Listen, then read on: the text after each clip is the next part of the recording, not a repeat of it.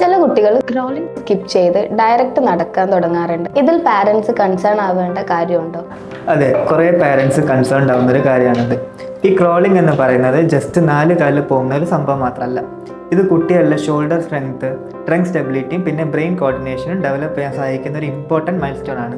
ഇനി നിങ്ങളുടെ കുട്ടി ക്രോളിംഗ് സ്കിപ്പ് ചെയ്ത് ഡയറക്റ്റായിട്ട് നടക്കുകയാണെങ്കിലും പക്ഷേ ഈ നടക്കുന്ന കാര്യത്തിൽ കുട്ടി നല്ല കോൺഫിഡൻ്റ് ആയിട്ടിരിക്കുകയും നല്ലോണം ബാലൻസ് ചെയ്ത് എല്ലാ കാര്യങ്ങളും ചെയ്യുകയാണെങ്കിൽ റിലാക്സ് ചെയ്യാം. കാരണം എല്ലാ കുട്ടികളും ഡിഫറെൻ്റ് ആയിട്ടാണ് ഡെവലപ്പ് ചെയ്യുക. ഇനി നിങ്ങൾ എപ്പോഴാണ് കൺസേൺഡ് ആണെന്ന് വെച്ചാൽ ഈ കാര്യങ്ങൾ നിങ്ങൾക്ക് തന്നെ നോട്ടീസ് ചെയ്യാൻ പറ്റും. കാരണം കുട്ടി നടക്കുന്ന സമയത്ത് ശരിയായിട്ട് ബാലൻസ് ചെയ്യാൻ ബുദ്ധിമുട്ടാണ്, അല്ലെങ്കിൽ കുട്ടി ഫ്ലോർ പ്ലേ എല്ലാം അവോയ്ഡ് ചെയ്യുക, ഡിസ്ലൈക്ക് ചെയ്യുക, പിന്നെ ടമ്മി ടൈം അവോയ്ഡ് ചെയ്യുക, മൂവ്മെന്റ് ഫിയർ ഉണ്ടാവും. പിന്നെ നമ്മൾ 2 സൈഡ് ബോഡിയും ശരിയായ രീതിയിൽ ഉപയോഗിക്കാണ്ടിരിക്കുക. ഇത്തരം കാര്യങ്ങൾ നിങ്ങളുടെ കുട്ടിയിൽ നിങ്ങൾ കാണുന്നുണ്ടെങ്കിൽ പാനിക് ആവാണ്ട് ഒബ്സർവ് ചെയ്യുക. എന്നിട്ട് എത്രയും പെട്ടെന്ന് ഒരു പീഡിയാട്രിക് ഫിസിയോതെറാപ്പിസ്റ്റിനെ നിങ്ങൾ കൺസൾട്ട് ചെയ്യുക.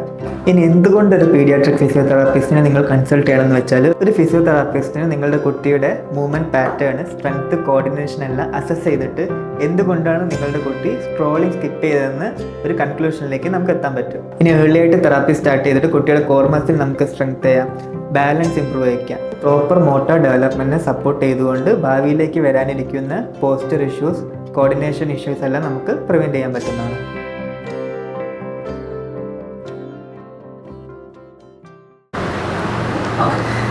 അതെ, ഈ ഒരു കാര്യത്തിൽ കുറേ പേരൻസ് കൺസേൺഡ് ആണ്.